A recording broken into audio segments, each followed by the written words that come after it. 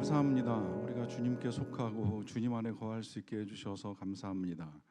늘 부르심의 은혜를 힘입어 살아갑니다. 오늘 이 밤에도 우리를 부르신 분이 주님이신 줄로 믿습니다. 하오니 우리 모두가 주님의 음성을 듣게 하시고 주님께 구하는 가운데 우리 안에 일하시는 하나님의 선한 손길을 보게 하여 주시옵소서. 예수님의 이름으로 기도하옵나이다. 아멘. 이 밤에 함께 나누실 하나님 말씀은 마가복음 4장 21절부터 25절까지 말씀입니다. 마가복음 4장 21절부터 25절까지 말씀입니다. 하나님의 말씀을 저와 여러분들이 한 절씩 교독하고 마지막 절을 합독하겠습니다. 또 그들에게 이르시되 사람이 등불을 가져오는 것은 말 아래에나 평상 아래에 두려함이냐 등경 위에 두려함이 아니냐. 드러내려 하지 않고는 숨긴 것이 없고 나타내려 하지 않고는 감추인 것이 없느니라. 들을 게 있는 자는 들으라. 또 이르시되 너희가 무엇을 듣는가 스스로 삼가라. 너희의 헤아림은 그 헤아림으로 너희가 헤아림을 받을 것이며 더 받으리니. 같이 읽습니다. 있는 자는 받을 것이요 없는 자는 그 있는 것까지도 빼앗기리라. 아멘. 얼마 전에 제가 오래간만에 친구들하고 숙박을 같이 할 수 있는 기회를 가지게 되었는데요. 숙박을 하다 보니까 이제 이 숙박하는 중에 그 각자 과거의 숙박에 대한 경험을 이야기할 기회가 있었습니다. 지금은 지금의 숙박도 제가 놀라운 사실을 어제 하나 또 들었는데 모텔이 호텔보다 좋다는 이야기를 처음 들었어요. 가본 적이 없어서 몰랐는데 모텔이 더 넓고 어떤 경우에 이제 좀 다른 분위기다 하는 이야기를 전해주는 친구가 있더라고요. 그런 식으로 이제 우리의 경험들을 가지고 이제 서로 이야기를 나누는 중에 과거의 숙박 혹시나 이제 그 호텔 이전에 여관이 있었고 여관 이전에 여인숙이 있었잖아요. 경험해 보셨는지 모르겠는데 제가 경험했던 여인숙은 그야말로 벽이 있기는 하지만 그 옛날에 제가 군대에서 휴가 나와가지고 동기하고 같이 이제 이 강원도 여행을 하면서 갔던 이 강릉의 여인숙 기억을 가지고 있는데 그야말로 이 베니다판 굉장히 얇은 그 나무판 하나가 벽을 이루고 있어가지고 옆방에서 행해지는 이제 모든 소리가 다 들려요. 심지어 옆방에서 숙박을 하고 있는 사람의 코 고는 소리까지도 이제 그대로 다 전달이 되기 때문에 옆자리가 아니라 옆방에서 누가 자느냐에 따라 이제 그날 밤에 숙박의 질이 결정나는 경험을 가진 적도 있습니다. 그런데 한 친구는 그런 경험을 또 이야기하더라고요. 이 경험도 사실 저한테도 낯설지 않은 어렴풋이 기억나는 경험이기는 한데 방이 나뉘어져 있기는 한데 이 벽 꼭대기 중간에 이렇게 구멍이 뚫려가지고 가운데 전등이 하나 달려 있는 이 공간에 대한 경험 해보신 적 혹시 없으세요? 저는 어렴풋이 기억이 나요. 그런 데서 잤던 기억이 있었던 것 같아요. 그래서 이 불이 꺼져야 양쪽 방이 동시에 이제 취침에 들어가는 겁니다. 그런데 누가 한 사람이 먼저 일어나거나 중간에 일어나서 이제 이 불을 딱 켜게 되면 더 자고 싶어도 잘 수 없는 이제 밝음이 숙박 공간에 찾아오는 거죠. 다들 경험 없으시네요. 이게 이제 이게 오늘 이 말씀 나누려고 하는 이 비유의 어려움인데 경험한 상황을 가지고 전해지는 비유하고 경험되지 않은 내용을 가지고 전해지는 비유에 대한 이해는 참 크게 다르다고 생각을 합니다.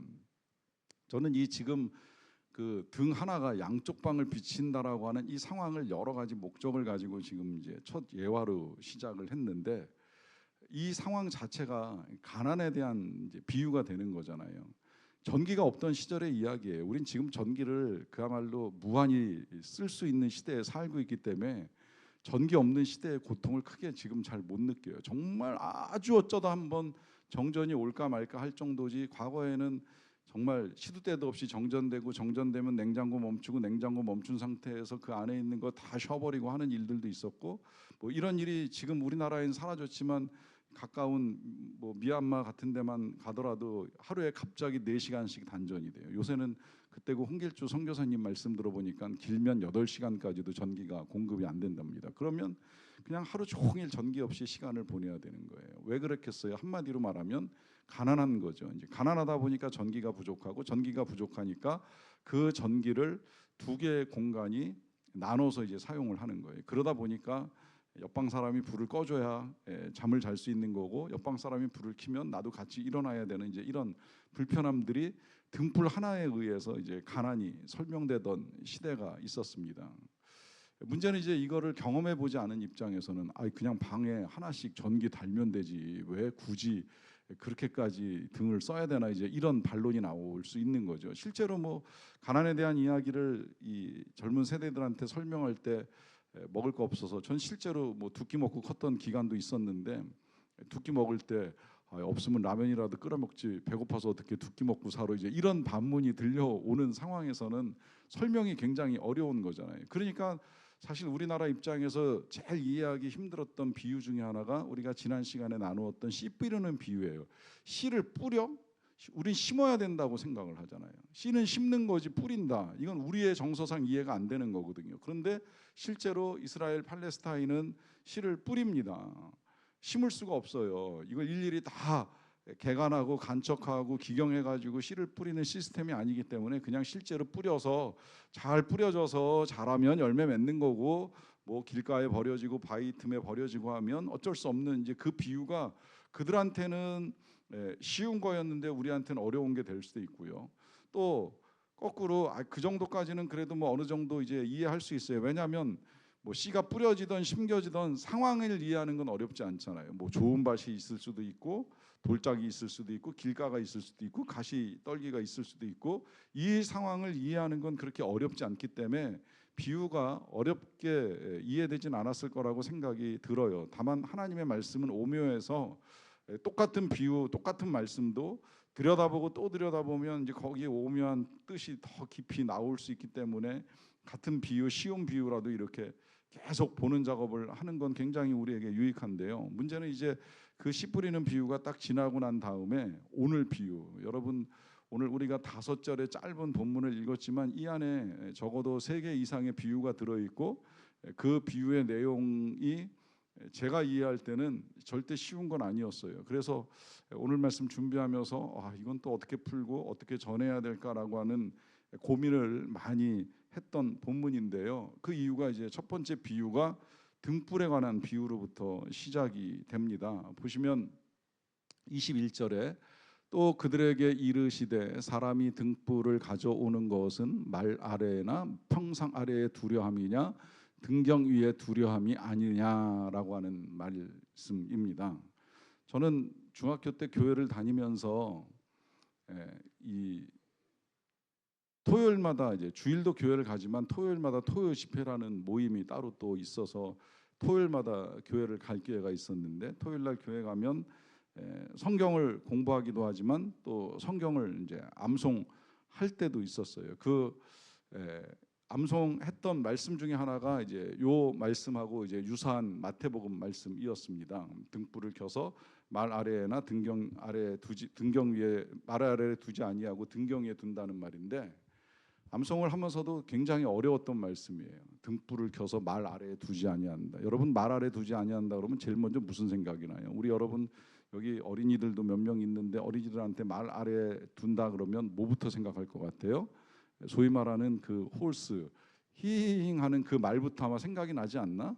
근데 여기 성경에서 말하는 이 말은 그 말이 아닌 거 알고 계시죠? 이 말은 쌀집에나 이것도 설명이 참 어려워. 쌀집에 가면 대박이 있고 말통이 있잖아요. 대가 10개 되면 한 말 맞나요? 그 한 말 담는 말통 엎어서 그 아래 두는 걸 말합니다. 이게 정말 얼마나 어려운 비유예요. 그러니까 등불을 켰는데 그 등불을 말통으로 이렇게 덮어 놓는다라고 하는 것인데, 그것을 덮어 놓기 위해서 두지 않는다.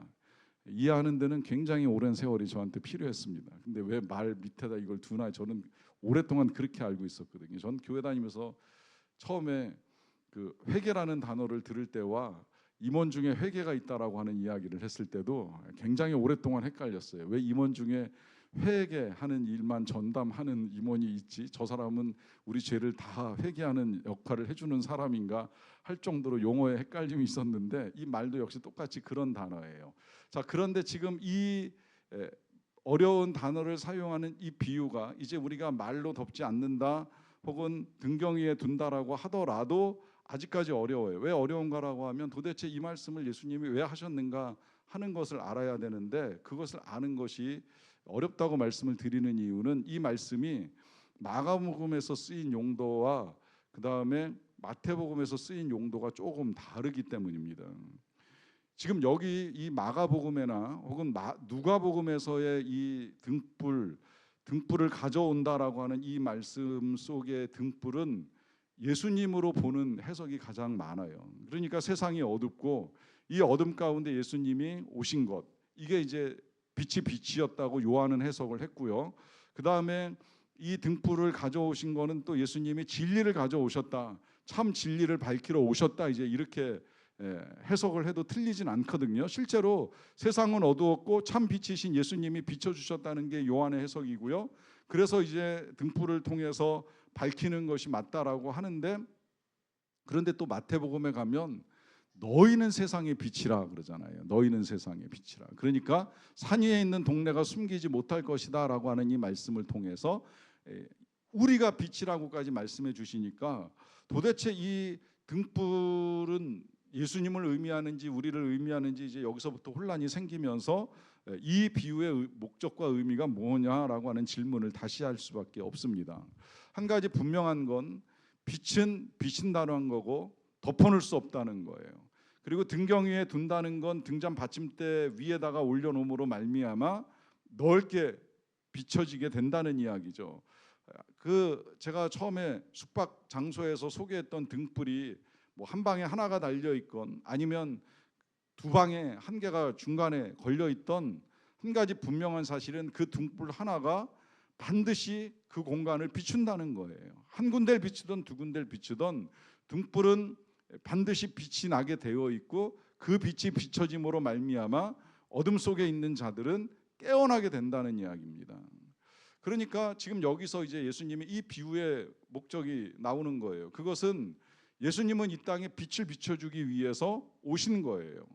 어둠 가운데서, 다시 말하면 죄악 가운데서 내가 지금 얼마나 깊은 어둠 가운데 있는지를 미처 깨닫지 못하고 살아가는 자들에게 그 빛을 비춰주기 위해서 오셨고, 그 오신 예수님이 우리를 부르셨기 때문에 이제 우리도 세상의 빛으로 세상의 어둠 속에 들어가서 빛을 비추는 삶을 살아 하시는 것이 이제 마태를 통해서 우리에게 전해진 사명이라고도 할 수 있는데요. 이렇게 빛이 비추는 것이 목적이 아니겠느냐라고 하는 것입니다. 이것을 22절에서는 또 이렇게도 말씀하시는데요. 드러내려 하지 않고는 숨긴 것이 없고 나타내려 하지 않고는 감추인 것이 없느니라 합니다.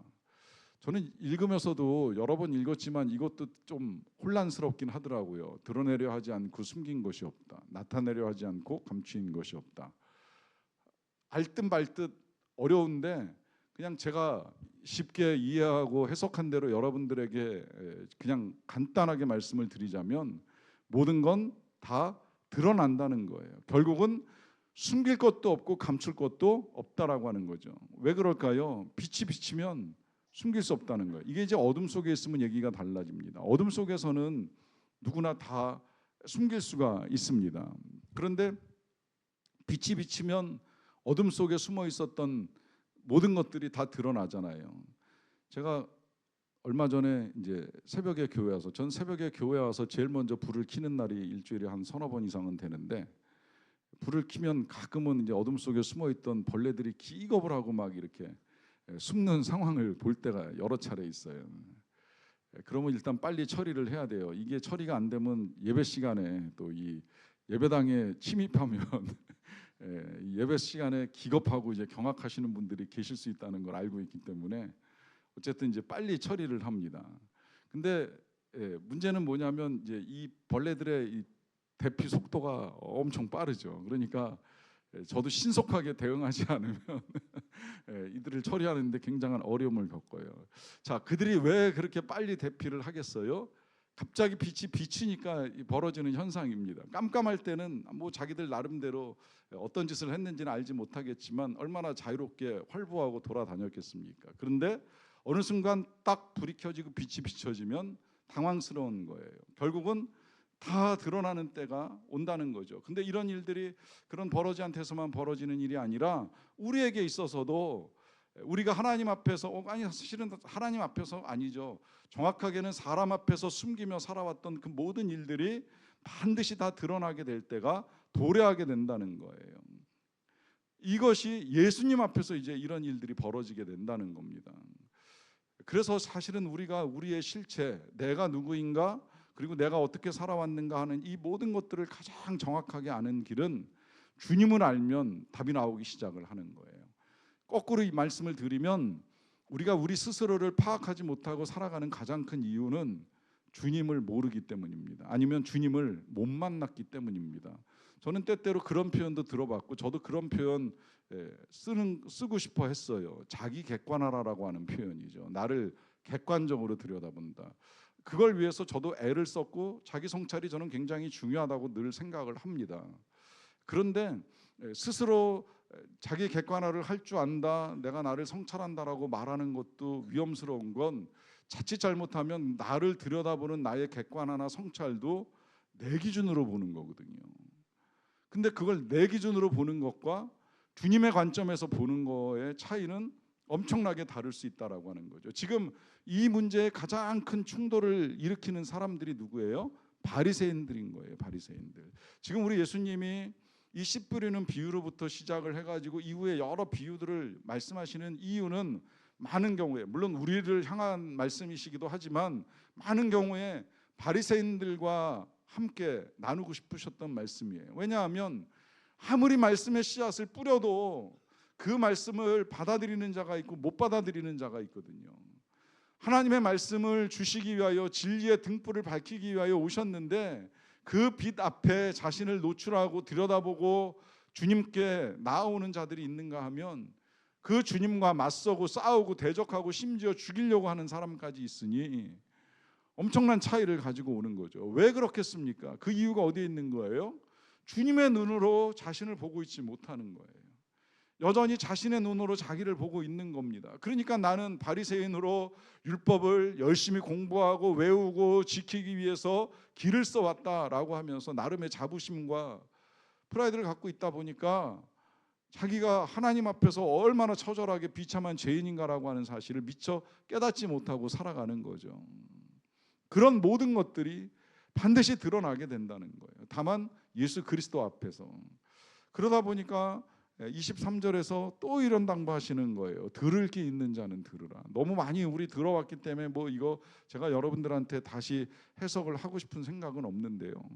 그 뒤에 예수님이 이렇게 해석을 덧붙이십니다. 24절인데 또 이르시되 너희가 무엇을 듣는가 스스로 삼가라.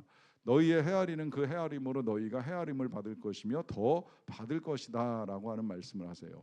자, 이게 제가 지금 어렵다고 말씀드린 또 하나의 이유인데 앞부분은 너희가 무엇을 듣는가 스스로 삼가라. 그래서 이제 잘 들을 수 있어야 된다. 정말 주님이 우리에게 뭐라고 말씀하시는지 그 말씀 앞에 나를 비춰봐야 되거든요. 여러분 분명한 건 말씀이 우리를 분석해야지 내가 말씀을 분석하려고 하면 거기서부터 이제 우리가 엇나가기 시작을 하는 거예요. 바리새인 되는 건 다른 데 있지 않아요.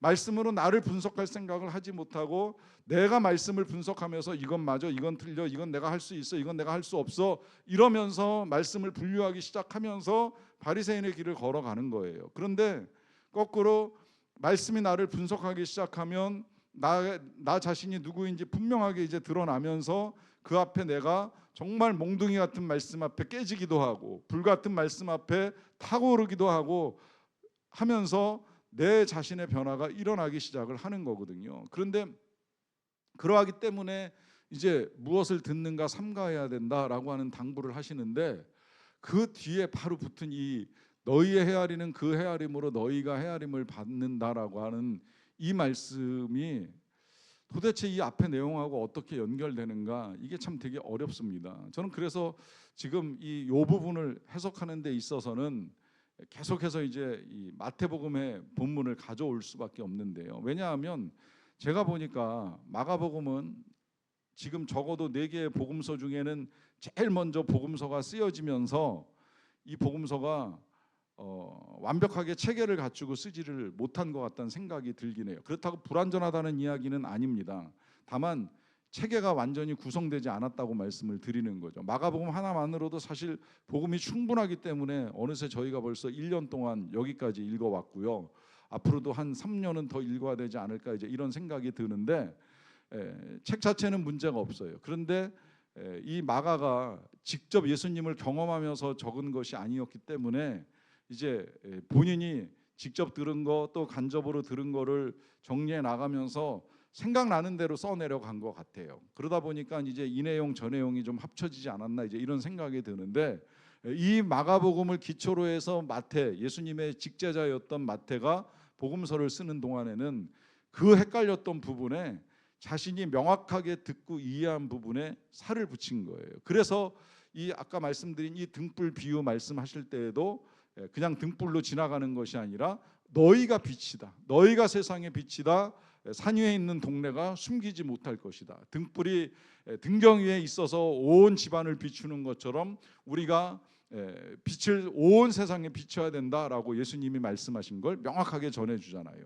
이 헤아림의 문제만 하더라도 그래요. 여기서 갑자기 뜬금없이 헤아림의 문제가 나오니까 앞에서 듣는 문제하고 어떤 관계인지, 또 뒤에 그 25절에 있는 자는 더 받는다는 거하고 어떤 관계인지 연결시키기가 좀 어려운데, 그런데 마태복음에 가서 보게 되면 이 헤아림의 문제는 이 형제 관계 속에서, 이웃과의 관계, 지체와의 관계들 속에서 비판의 문제하고 연결시켜서 명확하게 말씀하셨잖아요. 너희가 헤아리면 헤아림을 받는다. 너희가 비판하면 비판을 받는다. 너희가 정죄하면 정죄를 받는다. 이건 관계의 문제예요. 물론 이 관계도 여기 지금 함께 우리가 공동체로 살아가는 지체들과의 관계에 있어서도 굉장히 중요하지만 하나님과의 관계에 있어서도 실은 다르지 않기 때문에 여기 들어가도 문제가 되지는 않아요. 여러분, 하나님의 말씀을 들으면서 헤아린다, 혹은 지금 이렇게 바리새인들처럼 예수님을 만난 자리에서 자기 나름대로의 성경 지식과 율법을 가지고 예수님을 헤아리고 판단한다? 결과는 어떻게 되겠어요?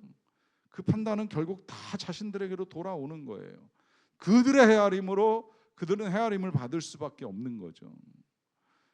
기가 막힌 원리를 지금 예수님이 우리에게 가르쳐 주시는 거예요. 여러분, 이 원리는 우리가 신앙생활 하는 데 있어서나 혹은 인간관계에 있어서나 너무나 중요한 원리입니다. 저는 그래서 너희가 남에게 대접을 받고자 하는 대로 남을 대접하라라고 하는 이 말씀도 처음에는 인간관계로만 이해를 했어요. 그런데 나중에 이렇게 계속 말씀을 보다 보니까 그게 인간관계만 말씀하신 게 아니더라고요. 물론 인간관계에 있어서도 중요해요. 내가 그렇게 대접받고 싶으면 그렇게 대접해야지요. 뭐 실제로 그런 태도를 취하는 사람이 있다는 이야기를 들었어요.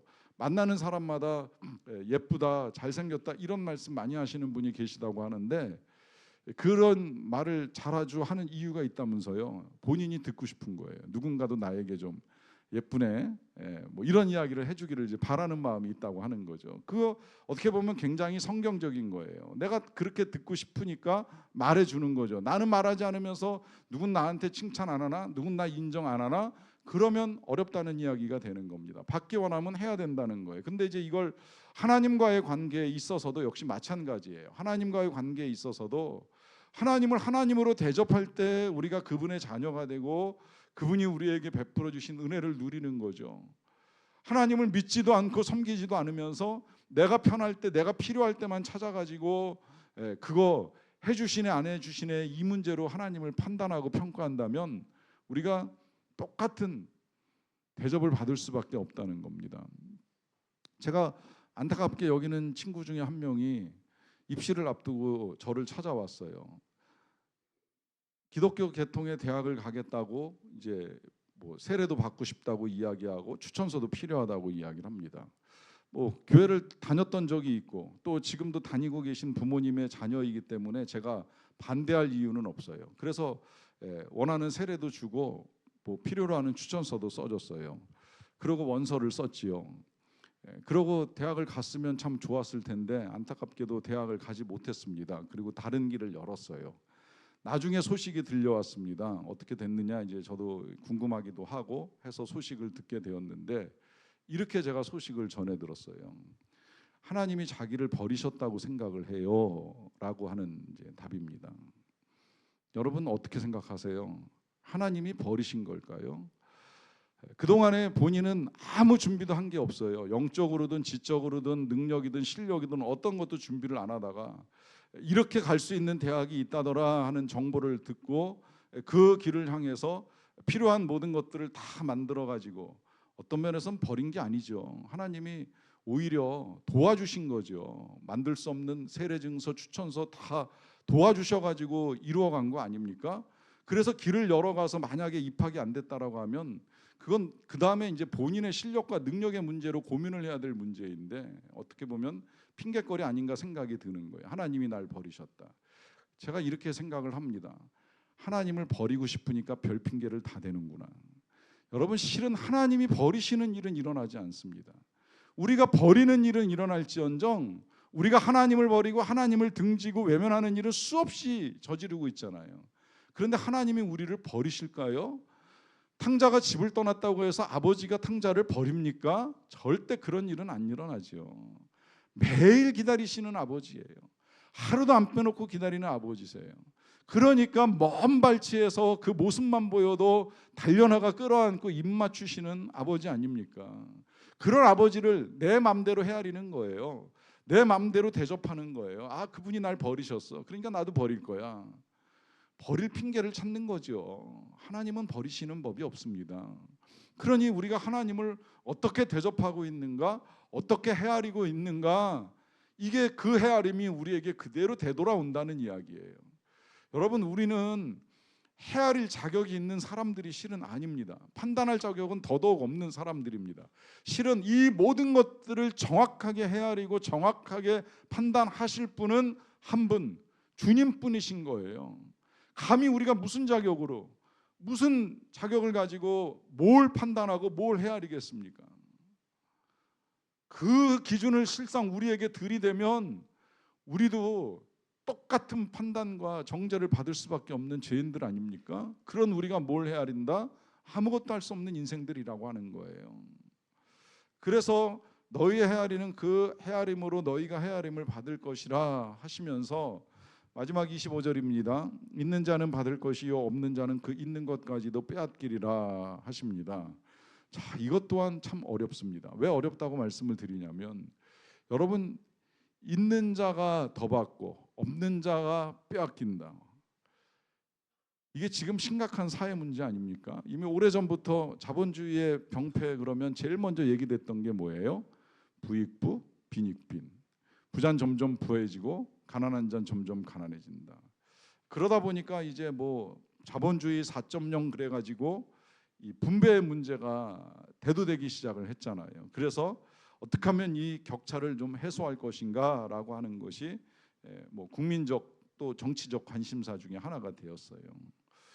뭐 좋은 방향이라고 생각을 하긴 합니다만은, 그러나 현재 들려오는 소식이나 뉴스를 접하다 보면 이 격차는 갈수록 더 심해지고 있죠. 더 안타까운 건 요새 이 동남아 이야기 들어보면, 이번에도 이제 우리 김병선 선교사님 귀국하셔서 잠깐 뵀을 때 들은 이야기는 더 심해진다는 거예요. 그 나라의 빈부 격차가. 이 가난한 나라가 부를 경험하기도 전에, 우리 같은 이 성장과 발전을 경험하기도 전에 부자는 더 많은 것들을 취해 나가고 가난한 자들은 더 갈수록 열악해진다라고 하는 거죠. 굉장히 안타까운 현실입니다. 그런데 요 말씀 그냥 딱 요 문장만 떼어서 놓고 보게 되면 꼭 마치 그게 주님 뜻인 것처럼 있는 자는 받을 것이요 없는 자는 그 있는 것까지도 빼앗기리라라고 하는 말씀을 하고 계세요. 부한 자는 더 부해지고 가난한 자는 더 가난해진다. 심지어 하나님께서 그렇게 하실 것처럼 보입니다. 여러분, 그렇게 보면 큰일 난다는 거 다 알고 계시죠? 오랫동안 흑인들이 이 백인들의 노예로 고생을 했던 건 그 함의 후손이 저주를 받을 때 이제 야벳의 종이 될 것이라고 하는 이 노아의 저주를 가지고 이 백인들이 자기들 나름대로 합리화했던 거예요. 함의 후손인 흑인들이 야벳의 후손인 백인들의 종이 될 것이다. 이제 이걸 가지고 성경적 근거를 가진 노예 제도다, 이렇게까지 주장을 했는데 자의적 해석인 거지요. 여러분, 성경 그렇게 해석하면 안 된다는 건 다 아실 터인데요. 지금 이 말씀은 절대 자본주의의 밑바탕이 되는 말씀이 아니에요. 그러면 왜 예수님께서 이 말씀을 하셨는가? 이 말씀도 사실은 마태가 또 역시 마태복음 맨 마지막에 가서 이제 이 달란트 비유 가지고 이 말씀이 나오게 된 근거를 설명을 잘 해줬어요. 달란트 비유 아시죠? 주인이 이 종들에게 5달란트, 2달란트, 1달란트 이렇게 나누어 주고 나중에 와서 세마는데 5달란트 받은 종은 5달란트 남겨가지고 축복받지요. 2달란트도 역시 마찬가지로 2달란트 남겨서 축복받습니다. 1달란트 땅에 묻어두었다가 그대로 꺼내니까 악하고 게으른 종이라고 책망을 받은 다음에 그 있는 것까지 그야말로 1달란트 남은 것까지 뺏어가지고 이 10달란트 만든 종에게 이제 넘겨줘요. 그러다 보니 그 끝에 가서 있는 자는 더 받고 없는 자는 빼앗긴다라고 하는데 여기까지만 들어도 우리가 굉장히 충격을 받아요. 아니 10개면 됐지 거기다 하나 유일하게 하나 남은 그거 뺏어가지고 또 왜 여기다가 얹어주시지 이제 이런 생각을 할 수 있거든요. 여러분 물론 지금 여기서 복잡하게 제가 그 비유를 다 해석하고 싶은 생각은 없는데 적어도 이 비유를 말씀하시는 데 있어서 몇 가지 중요한 초점은 알고 가셔야 돼요. 뭐냐면 첫째, 주시는 것도 하나님의 뜻이고 취하시는 것도 하나님의 뜻입니다. 일단 그 하나님의 뜻, 그것도요 하나님이 능력에 맞게 주시는 거. 이건 성경에 그대로 표현되어 있어요. 종들의 능력에 따라 5개, 2개, 1개 주셨기 때문에 뭐 나는 1개밖에 없다, 난 2개밖에 없다, 5개밖에 없다 따질 일은 없어요. 하나 주시면 하나 주신 대로, 둘 주시면 둘 주신 대로 그냥 열심히 장사해서 남으면 되돌려드리고 안 남아도 할 수 없는 거예요. 그냥 나 열심히 했습니다 그러고 빈손 내밀어도 하나님이 아무 말씀 안 하실 거예요. 게으르지만 않으면 되는 거예요. 착함은 충성함과 같이 갑니다. 부지런함과 같이 가는 거예요. 그리고 악함은 게으름과 같이 가기 때문에 게으르지 않고 열심히 하면 돼요. 다만 여기서 더 주고 덜 받고의 문제는 재산의 문제도 부의 문제도 자본의 문제도 아닙니다. 무슨 문제이냐? 지금 하나님의 은혜가 예수님을 통해서 우리에게 나타났는데 이 예수님을 어떻게 받아들이느냐에 따라 그야말로 이제 그 인생이 얼마나 달라지는가라고 하는 사실을 분명하게 우리에게 정리를 해주시는 거예요. 자, 지금 똑같이 예수님이 이 땅에 오셔서 똑같이 사람들을 만나고 계시는 거예요. 12제자만 만나는 게 아니라 찾으러 나온 군중들을 만나시고요. 만나러 나온 군중들 다 만나시고요. 그리고 심지어 바리새인들이 이 가버나움까지 찾아와 가지고 긴가민가 하면서 의심을 가지고 예수님 앞에 나왔을 때 똑같이 만나셨어요. 뭐 바리새인이라고 물러가라고 하신 적도 없고 제자들이라고 더 가까이 오라고 하신 적도 없어요. 물론 제자들이 특별한 사랑을 받긴 했지만 대부분의 경우에 예수님은 다 똑같이 먹이실 때 먹이시고 고쳐주실 때 고쳐주시고 회중과 대중 앞에서 설교를 하십니다. 문제는 이 예수님이 그렇게 등불 비춰주시고 진리 밝혀주시고 말씀 전해주실 때 사람들의 마음이 옥토와 같아서 받아들이는 사람은요 그 안에 열매가 쌓여갑니다. 더 쌓여갑니다. 갈수록 풍성해집니다. 근데 한번 그 강팍한 돌짝밭 길가를 기경하지 않고 내버려 두면 그 남은 바 씨앗마저 말라버리고 더 이상 거둘 게 없게 된다는 거예요. 그런 의미에서 보면 이 비유들은 앞에 씨 뿌리는 자의 비유와 전혀 무관한 비유가 절대 아니라고 하는 것입니다. 연결시켜서 지금 계속 해석을 해주시는 거예요. 주님이 한결같이 계속 은혜를 내려주시는데 이 은혜를 계속 거부하면서 끝내 정말 남은 바 한가득의 율법마저 빼앗기고 빈곤한 영혼으로 살아갈 것이냐, 아니라고 한다면 정말 받아들이고 또 받아들이고 믿음으로 받아들여서 차곡차곡 쌓여가는 그 풍성한 열매를 거두고 누릴 것이냐. 헤아림과 선택은 우리에게 있습니다. 이 풍성한 은혜를 누릴 수 있는 저와 여러분들의 믿음 되시기를 진심으로 축원합니다. 기도하겠습니다.